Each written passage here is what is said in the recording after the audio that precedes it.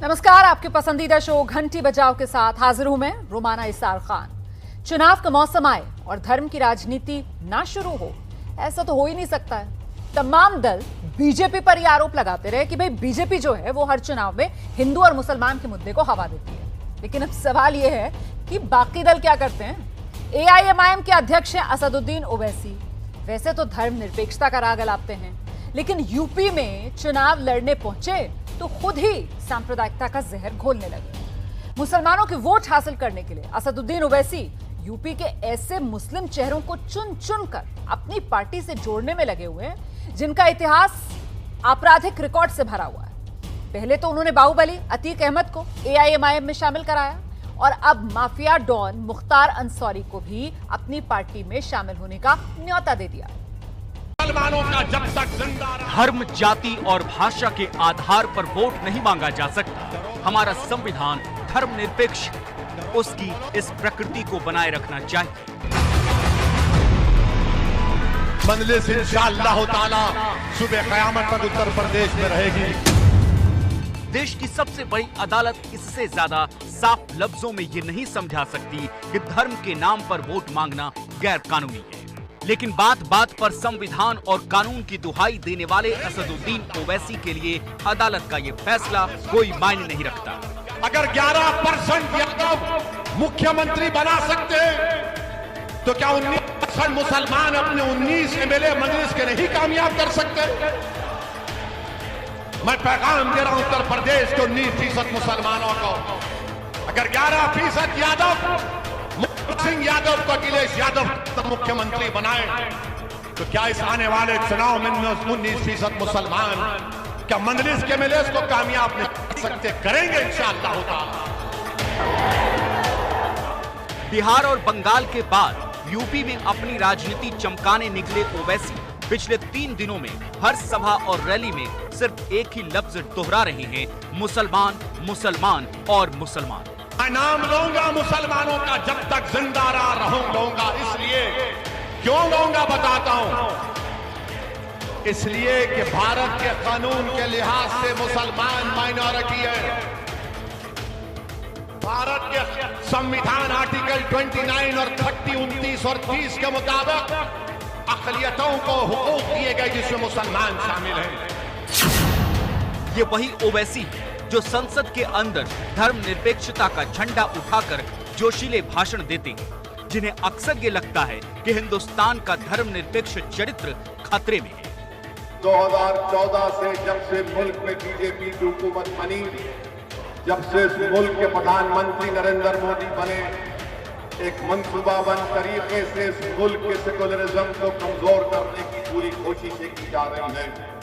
जब से नरेंद्र मोदी की हुकूमत बनी उस वक्त से ये पूरी कोशिश की जा रही है कि भारत का ये जो सेकुलरिज्म है, भारत की जो खूबसूरती है भाईचारगी की, उसको तब्दील करके इस मुल्क को हिंदुत्व राष्ट्र में तब्दील किया जाए। आसान है दूसरों पर आरोप लगाना, लेकिन ओवैसी साहब कभी अपना चेहरा भी आईने में देख लीजिए। अगर आपको लगता है कि देश की तमाम पार्टियां धर्मनिरपेक्ष नहीं हैं, अगर आप ये मानते हैं कि हर पार्टी सिर्फ वोट बैंक की रणनीति करती है और मुसलमानों को अपने फायदे के लिए इस्तेमाल करती है, तो आप ही कुछ अलग कर दिखाइए। मत कीजिए धर्म की राजनीति, मत मांगिए मुसलमानों के नाम पर वोट। है हिम्मत अगर होती तो आप इस तरह मजलिस और जमात की बातें न कर रहे होती। असदुद्दीन ओवैसी आपको ये पैगाम देने आया है कि आप अपनी जमात को मजबूत करिए। मैं चार मीनार की गलियों से निकलकर बाराबंकी के इन गलियों में आया हूं, तो मेरा आने का मकसद अपनी शोहरत या अपनी अना की तस्कीन नहीं है। मेरे आने का बुनियादी मकसद यह है कि आप नेता बने, आपकी सियासी क़ियादत बने, आप लीडर बने, आपकी लीडरशिप बने।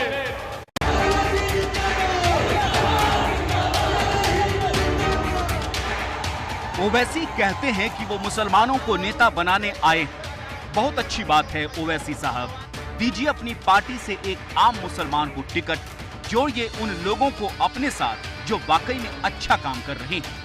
लेकिन आपसे ये भी नहीं होगा, क्योंकि आप भी यूपी में वही करने आए हैं जो दूसरी पार्टियां करती रही।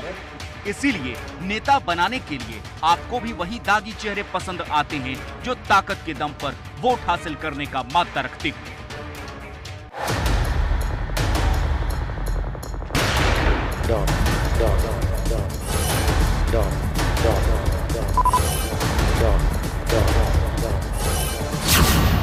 ये यूपी की राजनीति के वो चेहरे हैं जो सिर्फ अपनी बाहुबली छवि के दम पर चुनावी मैदान में डटे हुए हैं। जब भी चुनाव आता है तो इनकी डिमांड बढ़ जाती है। इनके अपराध का बायोडेटा इतना शानदार है कि इन्हें पार्टियों की कमी नहीं। एक से नाता टूटता है तो दूसरा जोड़ने के लिए तैयार बैठा रहता है। इस बार ओवैसी इनके कतरदान बने हैं। इसीलिए अपने यूपी दौरे के पहले ही दिन ओवैसी ने अतीक को अपनी पार्टी से जोड़ा और मुख्तार अंसारी के लिए बाहें फैलाए खड़े। अगर मुख्तार अंसारी साहब ये चाहते हैं कि वो MIM से चुनाव लड़ना चाहते हैं तो पार्टी हमारी बी फॉर्म देने को तैयार है। मैं ये आश्वासन देता हूं कि अगर मुख्तार अंसारी साहब चुनाव लड़ना चाहें तो मजलिस इत्तेहादुल मुस्लिमीन के दरवाजे उनके लिए खुले हैं और हम उनको टिकट देंगे। मुख्तार अंसारी को ओवैसी की पार्टी की तरफ से ये ऑफर तब दिया गया जब मायावती ने मुख्तार से किनारा कर दिया। मुख्तार पिछले ही चुनाव में BSP में लौटे थे, तब मायावती को उनकी जरूरत थी क्योंकि बीजेपी का मुकाबला करने के लिए वो भी मुस्लिम वोट चाहती थी। मुख्तार ने मऊ की सीट तो उन्हें गिफ्ट कर दी, लेकिन मायावती की BSP का किला ढह गया। इसीलिए इस चुनाव में मायावती अपनी और पार्टी की एक नई छवि के साथ चुनाव में उतरना चाहती हैं और इसीलिए आज उन्होंने ट्वीट किया। BSP का विधानसभा में प्रयास होगा कि किसी बाहुबली माफिया को चुनाव न लड़ाया जाए। मऊ सीट से मुख्तार अंसारी की जगह BSP प्रदेश अध्यक्ष भीम राजभर चुनाव लड़ेंगे। 2007 के अंदर बहन मायावती जी जब मुख्यमंत्री बनी, हमारा नारा था चढ़ गुंडों की छाती पर मोहर लगेगी हाथी पर। इसी प्रकार इस बार भी 2022 के चुनाव में जनता सर्व समाज के हित में और कानून व्यवस्था जो ध्वस्त पड़ी है, किसान निराश है, नौजवान परेशान है, दर दर भटक रहा है, इस तर्ज पर उत्तर प्रदेश में बहुजन समाज पार्टी चुनाव लड़ेगी। ये सियासत की माया है कि वक्त और जरूरत के हिसाब से दाग धुल जाते हैं और दाग दिखने लगते हैं। मायावती आज जिस मुख्तार को माफिया और बाहुबली कह रही हैं, कभी उसी मुख्तार में उन्हें मसीहा नजर आता था। यदि कोई व्यक्ति किसी गरीब व बेसहारा एवं बेकसूर गरीब व्यक्ति पर हुई जुर्म जाति से उसे बचाने के लिए उसकी मदद करता है, अर्थात उस पर जुर्म जाति करने वाले गुंडों, बदमाशों व शराबी किस्म के लोगों का कानून के तहत डटकर उसका मुकाबला करता है, तो तब ऐसी स्थिति में यदि इस किस्म के आपराधिक लोग ऐसे मदद करने वाले व्यक्ति को उन अनेकों फर्जी मामलों में फंसा कर उसे जेल भिजवा देते हैं, तो फिर ऐसे मदद करने वाले व्यक्ति को हमारी पार्टी अपराधी नहीं मानती है। तो जिस तरह एक वक्त पर मायावती ने मुख्तार को गले लगाया, उसी तरह अब असदुद्दीन ओवैसी मुख्तार पर मेहरबान है। उनके लिए ये कोई मायने नहीं रखता कि मुख्तार पर कितने मुकदमे चल रहे हैं, क्या आरोप है। ओवैसी को तो मुख्तार अंसारी में सिर्फ वो मुसलमान चेहरा दिख रहा है जो मुस्लिम वोटों के ध्रुवीकरण में उनकी मदद कर सकता है।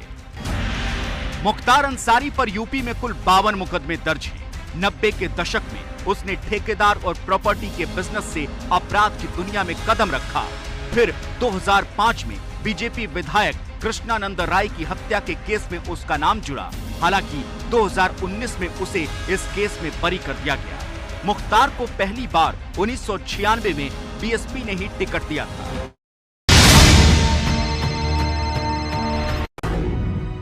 जब मिलेंगे चार यार तब मचेगा दुनिया में हाहाकार।